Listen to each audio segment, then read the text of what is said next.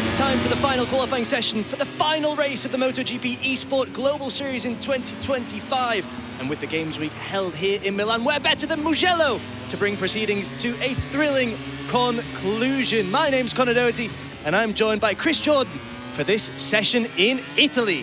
Yeah, what an iconic track Mugello is, Conor, as you rightly say, and a very apt place to have our season finale. So that will make pole position here all the more important, as championship honours, you would imagine, are going to be very much up for grabs in the final race of the season. There is also the competition within a competition that Davide Teresi, Piero Sciuti and Daniele Aloe are all fighting for.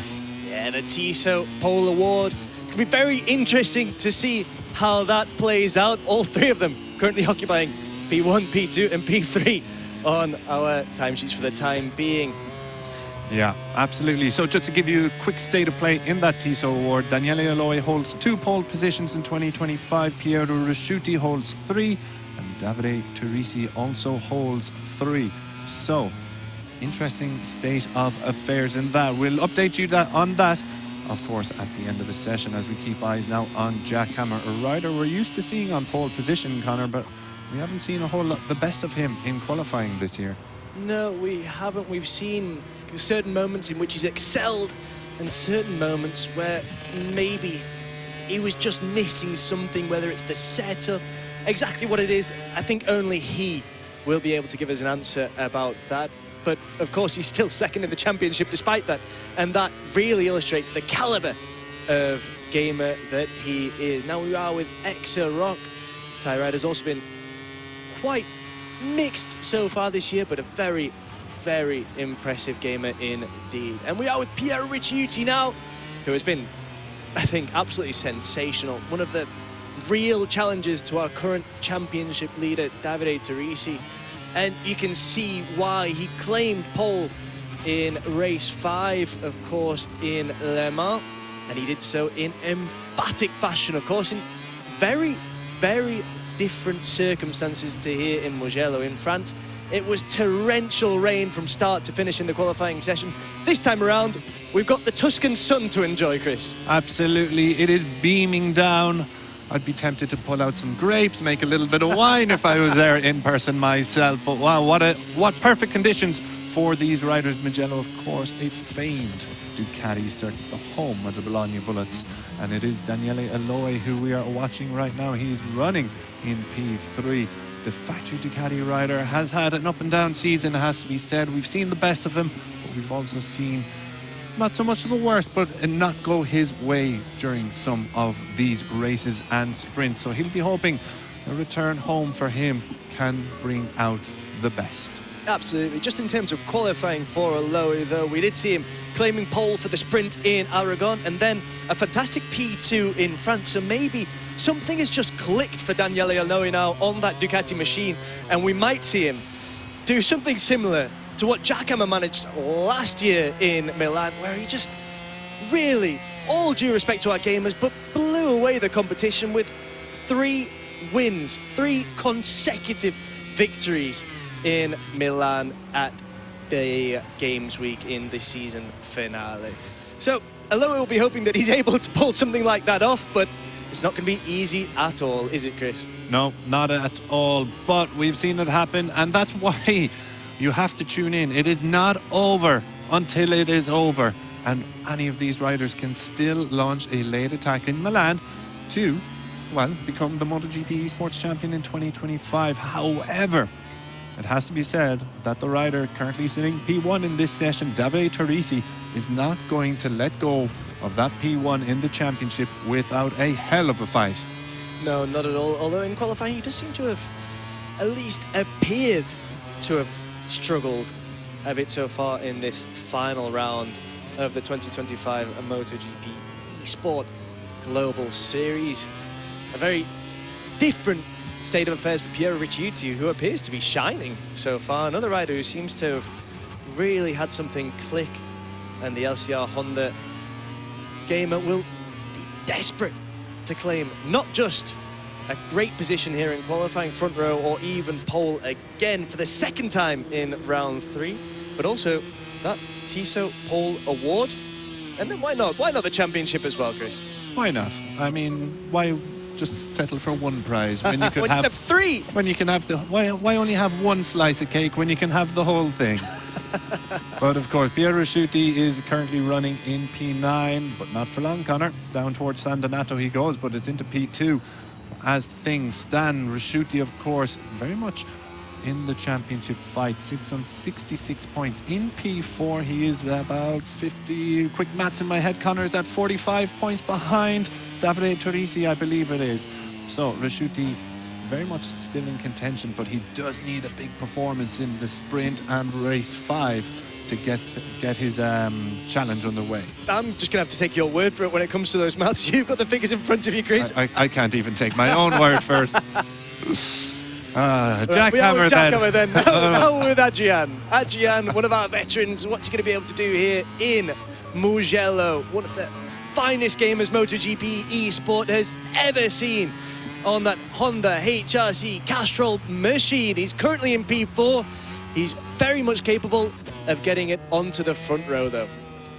Yeah, very much capable. Yet to get a podium in 2025, which I have to say is a massive surprise. A rider of his pedigree, a 13-time race winner, 21 podiums to his name across a stellar career. But P4, a few P4s is the best he has mustered in 2025 to date. Flavio Baldacci then on camera, the Pramac rider, looking for a solid end to the campaign. The best result so far of P6, coming back at race 4 in Portimao. So he'll be looking to build on that in Milan Games Week. And of course, Mugello, a home circuit. He will surely know this iconic track like the back of his hand. Jackhammer sitting P6. Then are we going to see any movement as he comes across the line? I don't think we are. But we will ride with him into San Donato, but we'll quickly jump back now to Hilito Campion, who is about to set a first lap time of the day. And look at that, he relegates Jackhammer onto the 3rd row as things stand, and up into P6 for the factory Yamaha rider. Yeah, it was a very bizarre state of affairs for Jackhammer. You won't be happy at all with what's going on. Of course, he won here last year when we came racing, when we were at Milan Games Week, and as you mentioned, when Jackhammer just stole the show completely. But this time around, it's proving very, very difficult for the British gamer. Although, in those Grassini colours, this lap does look absolutely sensational so far, but he's got his work cut out. Absolutely. So we'll follow him just for a little while. He's got Davide Teresi up ahead of him, so that's a pretty handy reference to have here in Mugello. The championship leader currently sitting P1 ahead of Pier Rasciuti. Jackhammer riding down in 7th position. Well, 7th on the timesheets. He'll be hoping to improve with, 6 minutes remaining, as will Daniele Aloy. P5 for the factory Ducati rider at the moment. 2nd row start, not the end of the world, of course, but he will want to get himself onto pole position once again. And now with Davide Teresi, finished P5 here last year. He'll be very much looking to improve on that, given his form so far in 2026. But we are Jackhammer as he crosses the line. Is he going to be able to move it onto the 2nd row or even the 1st? Well, we'll have to wait and see. Yeah, it seems nothing going for him on that lap either. So, what the qualifying Jackhammer, the defending 2-time champion, has had in mind. It might be about to get worse for him. Flavio Baldacci then looks to be on a personal best lap as he comes down the straight. Are we going to see him jump up at all? Not quite. And Exo Rock then, the next rider to come over and set a lap time. The Trackhouse rider. Will we see him jump up the timesheets on the left-hand side of our screens? Not quite. So, pace seems to have dropped off ever so slightly here from these riders. Deepo Akbar then unable to improve as well. 5 minutes remaining then of this qualifying session. The last few riders we've seen come over the line have not improved their times, have not improved their standings. What about the next few riders? So, let's see how the rest of this session plays out. Very intriguing so far, Connor. Yeah, absolutely. We have seen Adrian set his best time in Sector 1, but then he's failed to improve on that in Sector 2, so we'll have to see what he can do to make up that time in what's left of his lap. Another rider who we're seeing on the timesheets in red is Christian, currently P3. He'll be so keen to maintain that position or improve upon it. Christian, of course, one of our veterans, one of our riders who knows tracks like Mugello most. I mean, it's one of the circuits which we visited most in MotoGP eSport, I think 6 times in total. So he's had plenty of time to get to grips with it, and he should know those lines inside and out as Jackhammer goes down. Jackhammer is down. Davide Teresi also improves on his provisional pole position. So big changes in the championship picture. P1 in the championship improves his opportunities for P1 in the Mugello race, while P2 in the championship, Jackhammer, suffers another hammer blow. Good one. There we are with Piero Ricciuti now as he crosses the line. P3 for the Italian. Ex-Rock now as well, crossing the line. Is he going to be able to improve on anything? No, it doesn't look like it. So as it stands, still a very, very interesting qualifying session and a fascinating provisional grid. Yeah, on the outside of the second row as things stand, it's Julito Campion, our rookie rider with Yamaha. Very impressive campaign from him so far in 2025. Haven't seen the best of him though, I think, in qualifying this time around in our final triplet of races. Daniele Eloy, though, we've already seen take a pole position in this final round. He will be on pole in the sprint in Aragon.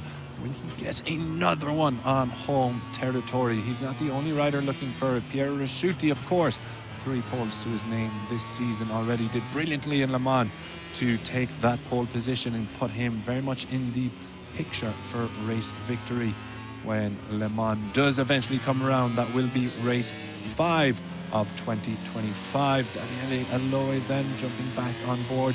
He's currently following Jackhammer around the circuit. So Jackhammer sitting P2 in the championship. Eloy and Ricciuti, we're jumping between onboard shots of them all. The championship contenders who are all chasing Davide Teresi, the rider in P1. They're chasing him in both this session and of course the championship chase. So Daniele Eloy firing it down the front straight, currently in P5, 4/10 behind Teresi. Are we going to see him improve? We absolutely are. He gets up onto the front row, relegating Piero Ricciuti to P4. And he's unable to claim it back as well there. Ricciuti just finishing his lap, and Daniele Eloy was just a fraction quicker.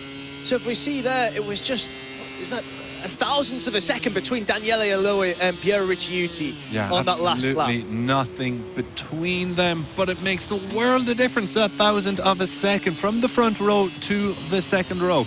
Qualifying is going to be ever so important. We know that already. It's stating the obvious, Connor, to say qualifying is important. Get onto that front row and you are immediately in with the chance of victory. Yeah, you can avoid row all 2, of that. You can be caught up in someone else's drama very quickly. Now, it might only be P3, P4, but it makes the world of difference. So, Jackhammer, P8, he would love to be in that dilemma of P3 and P4. He needs a big lap here, does the Brit.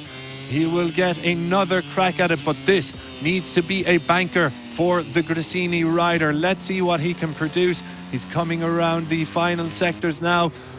But it looks like, where will he end up? Through the chicane, indeed. So, Jackhammer has a lot of work to do. Yeah, it does appear that he's setting personal bests, but that might not be good enough because we're also seeing Daniele Eloy and Piero Ricciuti both with fastest sector times for Sector 1. So, let's keep an eye on Piero Ricciuti as things continue, but he has run it wide. Ricciuti runs wide there, yeah. There go his pole hopes. So Ricciuti looks to be out of the running for pole position here. Can anyone challenge Davide Teresi out front? And of course for the pole prize as well from Tissot as well. So it looks like nothing going there. What about Christian? He's currently sitting in second position.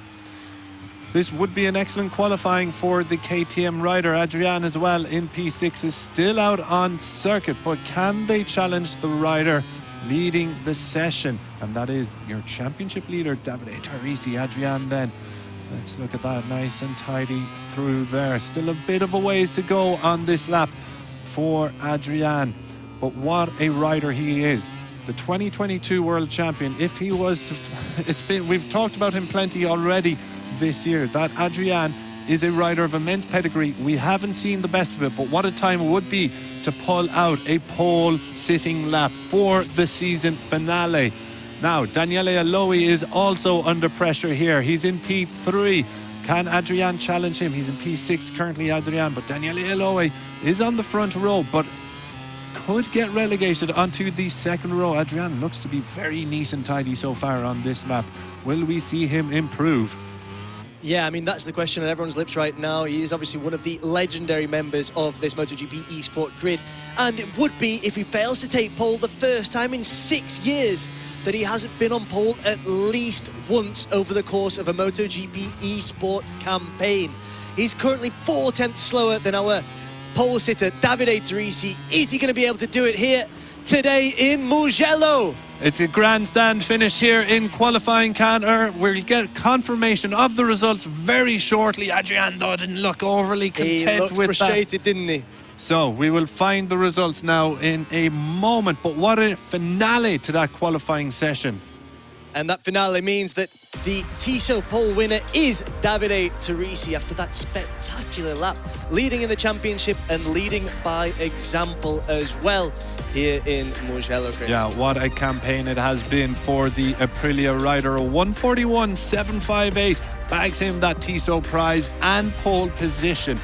And what a mighty important pole position that could prove to be in the context of the championship chase. Christian then onto the first row. He is in P2. Daniele Aloe beating Piero Rusciuti to the final front row spot by 1,000 of a second. Jackhammer pushed himself up to P5 late in that session. Adrian then couldn't improve on that P6, but he's on the second row. Rolito Campion, Flavio Baldacci and Deepo Akbar make up row 3 with Vector Rock on P10.